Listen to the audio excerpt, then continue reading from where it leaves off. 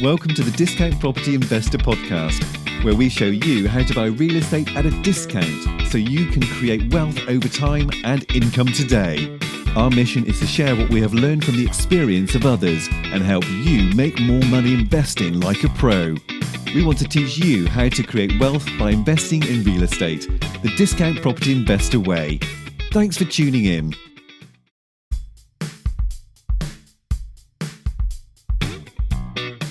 Thanks for listening to the Discount Property Investor Podcast. If you enjoyed this episode, please like, share, and subscribe to help us reach a wider audience. We would also appreciate it if you left us a review on iTunes or Stitcher.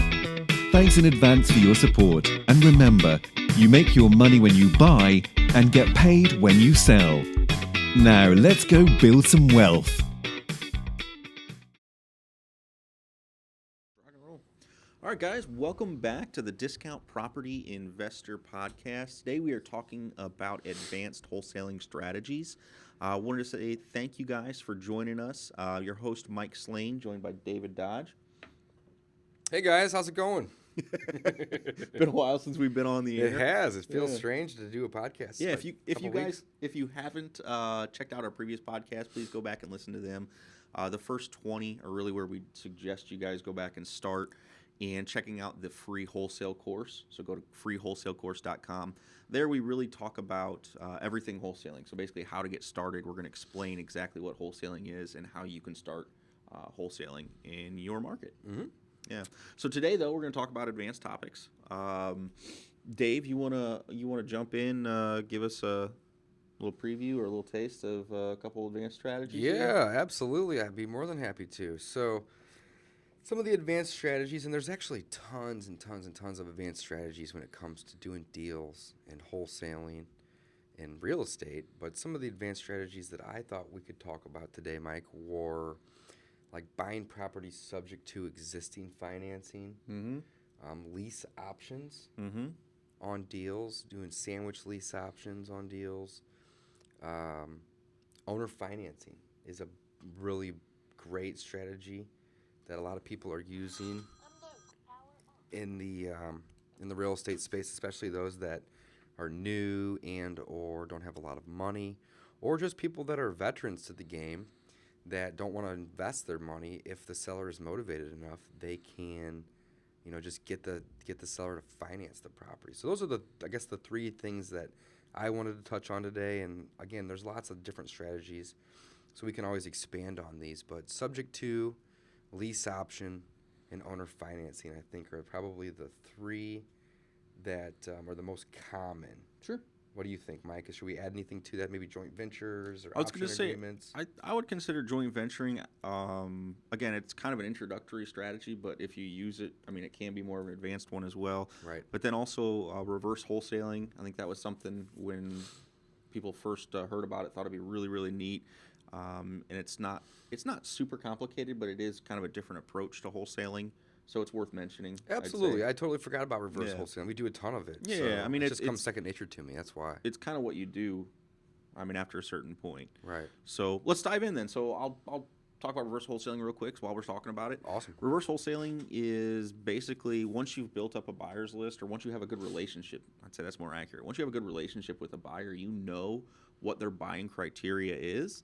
So you become an order taker, essentially. Mm-hmm. So the end buyer says, hey, this is really what I'm looking for.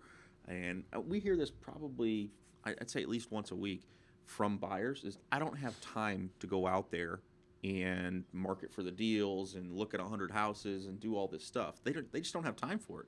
They're in the business of either buying it for rental or buying it to rehab it. And they just want somebody to tee up the deal for them. Right. Additionally, on that same topic, Mike, a lot of the buyers that, that would fit into the reverse wholesaling type of model, they're busy doing deals. They're busy rehabbing. Right, that's what I'm saying. And they don't even really have time to look at all the emails that we would send out if we're just going to blast a property out too. Yeah, absolutely. So it definitely is a good thing to think about too, because let's say we have a buyer that buys in, one particular zip code, and we know their buying criteria. And if the deal makes sense for them, and we know that, whenever we come across that type of deal, we may not even want to waste our time, marketing that property out. We may just say, hey, let's call Bob. Yeah, just pick up the phone and Let's call call him. Let's get him out there. This sounds like something that he'd be all over. And if we can do it that way, it's just simple and done, easy, quick. Yeah. So some of the advanced strategies, it's funny because they can make your life a lot easier if you're doing this pretty consistently. Right.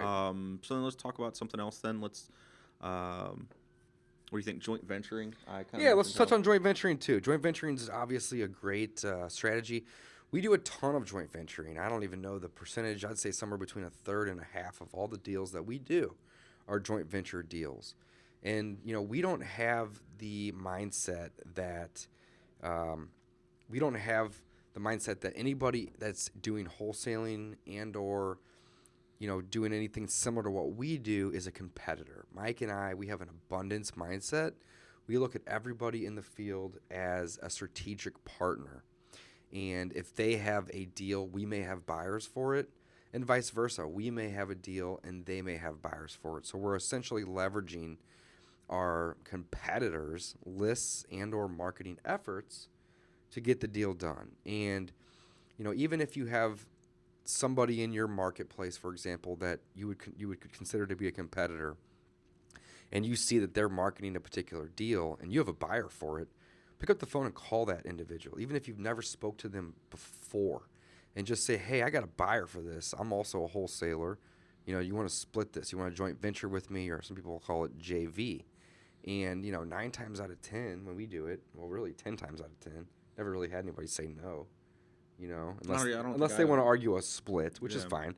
But, they're going to say, yeah, great, let's sell it, let's move it. Wholesalers are all about quick cash, so they're going to say, great, you can bring a buyer into this deal. We'll give you 50% or 60% or 40%, whatever the split could be.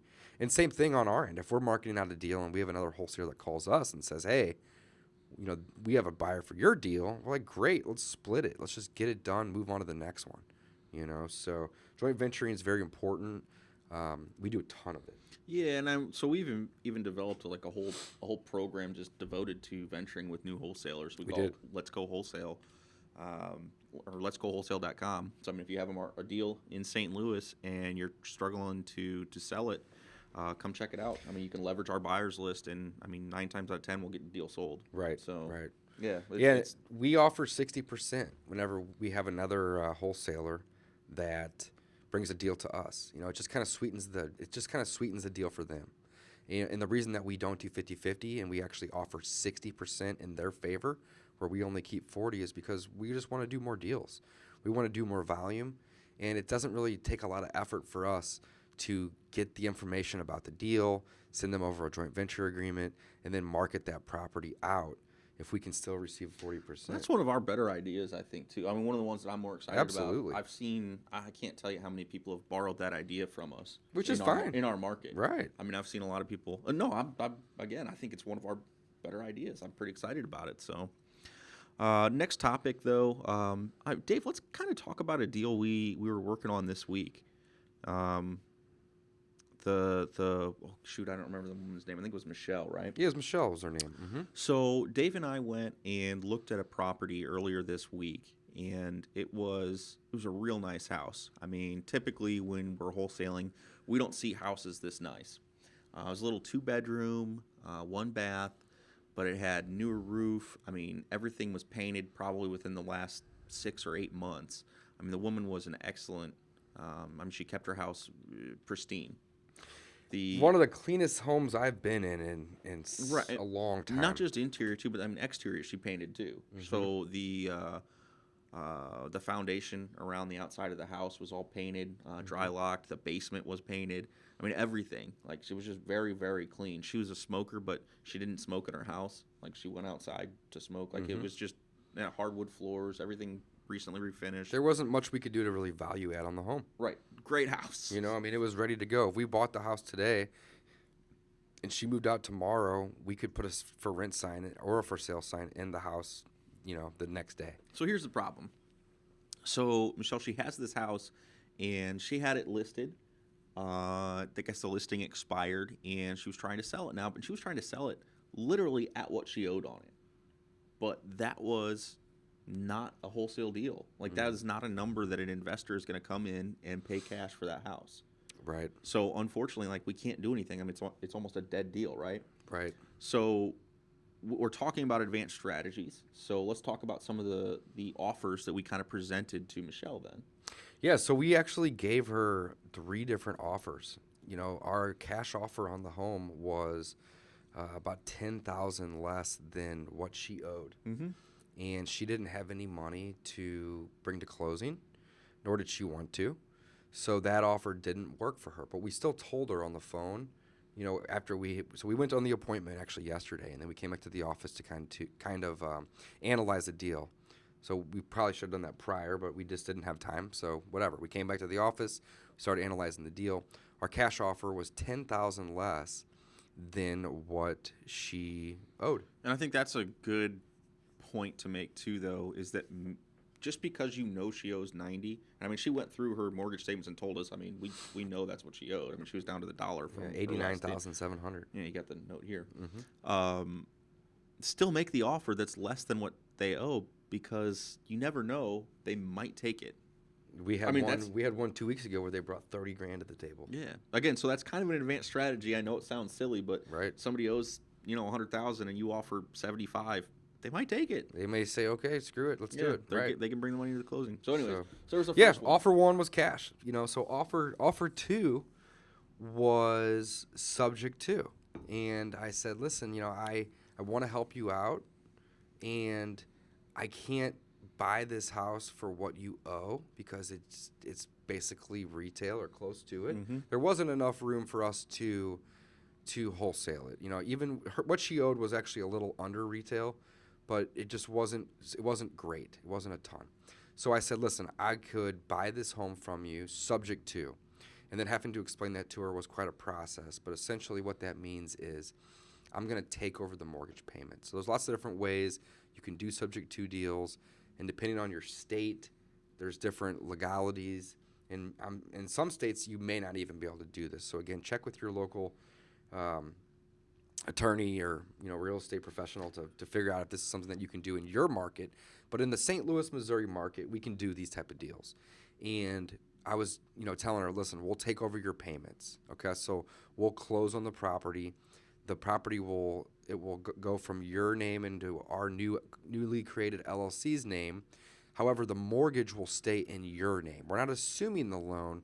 We're just going to start paying the loan. And, ideally, we're going to get a tenant buyer. So this is kind of a lease. This is kind of a double advanced strategy because we were going to take over the loan subject to, and then we were going to sell the deal on a lease option. So we told her name was Michelle, we told her we're going to try to, pay this loan off within 3 to 5 years, but there's no guarantees there. But if you are at the point where you're about to file bankruptcy, which she told us, Mm-hmm. This may be something that you would consider. And she was open to it. She wasn't excited about it, but she couldn't afford to make the payments anymore. And she wanted to just move into a small apartment down the road and pay half as much a month as what her mortgage payment was.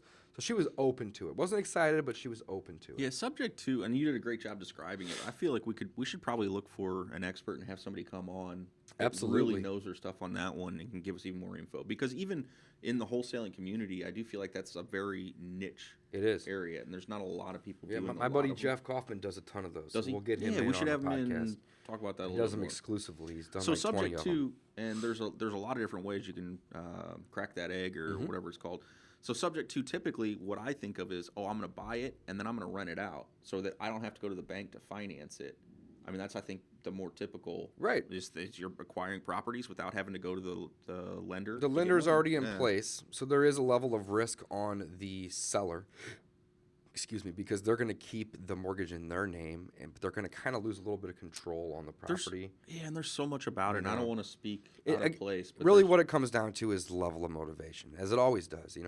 If they are motivated enough, and you can show them that you are a credible person or a credible company to help them, it can be a good win-win. So, and again, David and I prefer the quick cash in our business because Always. we're primarily a wholesale company first, That is our primary goal, is to find a way to make money today. It's the easiest way to do it too. Yeah. So and again, we're coming up with advanced strategies to make the cash today, as opposed to buying it subject to and really kind of keeping it and holding it as a rental in a portfolio. Right. Because again, as a company, we've come together Right. with that main goal. And again, it Right. makes a lot of sense for a lot of new investors as well.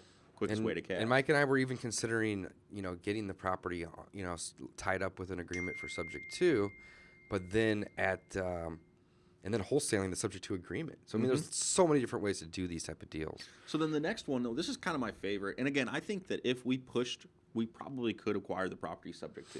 I bet we could. If we go back and we were really hungry for it, I think we could probably do it.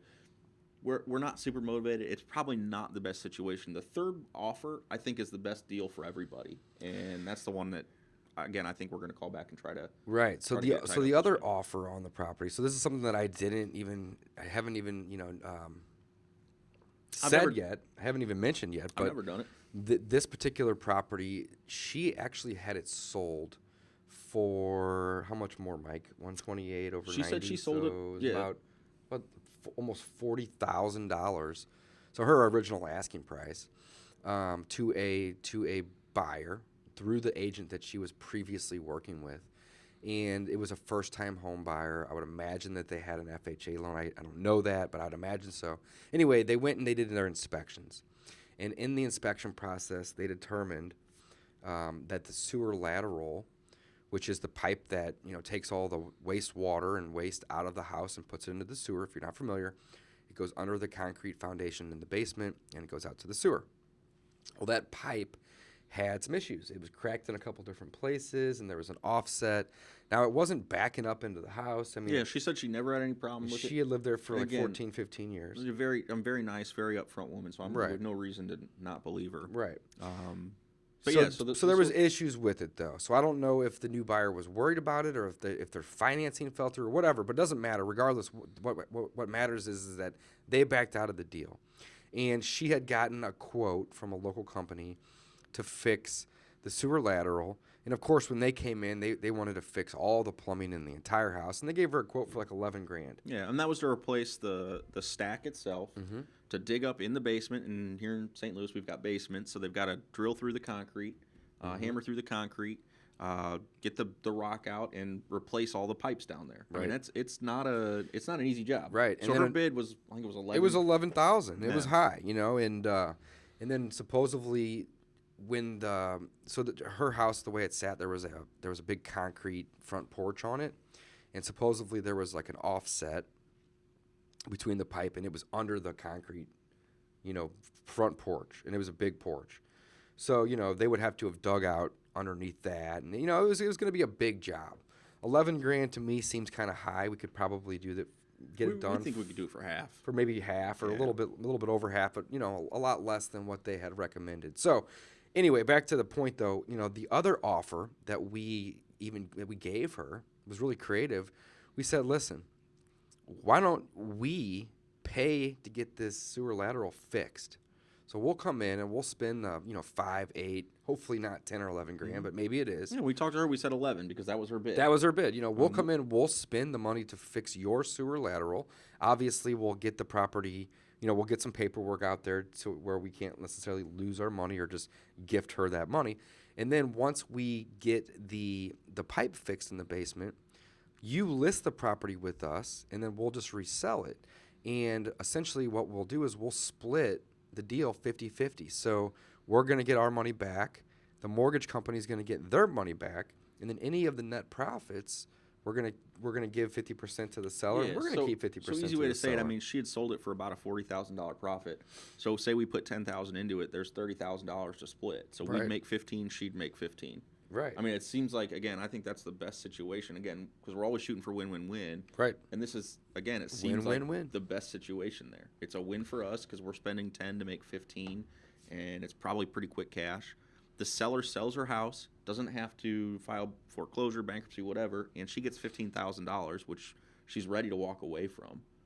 So, again, it's really just a situation that and then the new homeowner, they get a nice house with everything done right. Right. So again, it's creating that win-win-win, and that was the one that, again, I think we should try to pursue. And that's the one that we're going to try to pursue. And the reason is it's so, whenever we had kind of given her these different examples, she's like, well, why don't you guys just buy the house for what I owe? And, again, the deal's just kind of skinny for us if we did that. We could still probably make some money on it, but it's just kind of skinny, and there's a lot more risk whenever we have to put up $100,000 to then try to make, 5 or 10. If we did the lease option example, we would do that, or I guess I should say subject to on the front end, lease option on the back end. That offer was for what she owed. So she'd essentially make nothing. So the third offer, and the reason that it was the most win-win-win is because we'd only have to put up 10 to essentially make 10 or 15. She wouldn't walk with 0, which she would with our first two options. Yeah, she'd walk with 10 or 15,000 on the third offer, and we would be putting a whole lot less money up. We wouldn't put up 100,000. We put up 10. So there's, in my opinion, it created the biggest win-win-win. I think her issue that she kind of pulled back was the mortgage was like almost $800 a month, and she was having trouble paying that. Right. So we even said, listen, we'll even help you pay the mortgage for 2 or 3 months until we can get this sold, or we'll pay half of it or whatever. So again, there's tons of different options on how you can get these deals done. If the seller doesn't like your original cash offer, it doesn't mean that you still can't do a deal with them. It doesn't mean you still can't profit off of the deal. And most importantly, it doesn't mean that you still can't create that win-win-win. Yeah, you can't help them. That's exactly. really what we're shooting for. This deal's still in process. This podcast probably won't publish for 2-3 weeks. So hopefully by the time this publishes, we'll have this sewer lateral fixed, and we'll have an agreement with her, and we'll have it listed. And we'll keep you guys updated. Keep you updated on it, exactly. So that was just an additional, advanced strategy on ways that you can do deals. So again, there's tons of different ways to do it. That one I think kind of touched a little bit on subject to.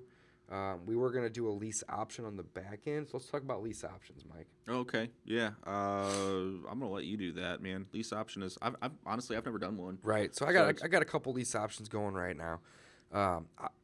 They are I would consider them to be an advanced strategy. I think the podcast number 24 we did. It is 24 liquor and lease options with Bob and Jimmy. Yeah, those guys are experts. They have like 100+ of these things going on right now. But essentially, what a lease option is, and you can do it on the front side, the A to B, or you can do it on the back side, the B to C. It doesn't really matter. But essentially, you get a property that you're going to lease or lease to somebody, and you're going to get an option or give them an option to purchase that property at a later time. So the benefit of doing a lease option, there's a lot of pros and there's a lot of cons, but the main pros with the lease option is you can get paid in 3 different ways. You can get paid up front, you can get paid monthly on a cash flow, and you can get paid at the end. But additionally, you don't have to really act as a landlord on a lease option, because all the day-to-day maintenance is typically the responsibility of the tenant. And you could also call them a tenant buyer. So that's kind of one of those strategies that I think is a lot more advanced. It is a lucrative strategy, but again, it all comes down to the level of motivation. Because if you're going in to a seller and you say, listen, Mr. Seller, Mrs. Seller, I want to lease your property and have the option to buy, typically they have to be pretty motivated to allow you to do that versus just say, nah, I want to sell it. Yeah. See, and again, since I'm not an expert and haven't done it a lot, right? I see that, and again, it was after speaking with Bob and Jimmy, as more of an exit strategy than a purchase strategy for the lease option. I agree. Which is why the subject to and then selling at lease option seemed to make the most sense, even in our little example. But, right. Yeah, it's another interesting way to do it. Right. Yeah, I mean, that's, I think, all we have for you guys today. Again, if you are a first-time listener, we appreciate you joining us and encourage you guys to check out the previous episodes. Go back and check out the basics of wholesaling. Check out freewholesalecourse.com. There you've got everything you needed, all the tools to get started in investing.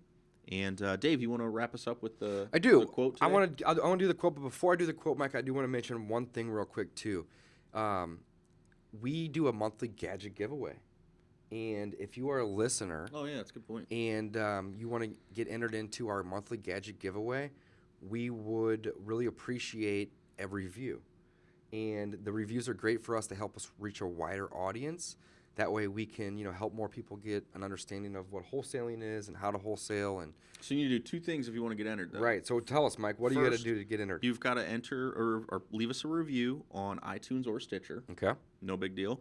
Then you've got to visit discountpropertyinvestorpodcast.com and click on the top right. There's the gadget giveaway little icon. And you got to click that and then enter your information.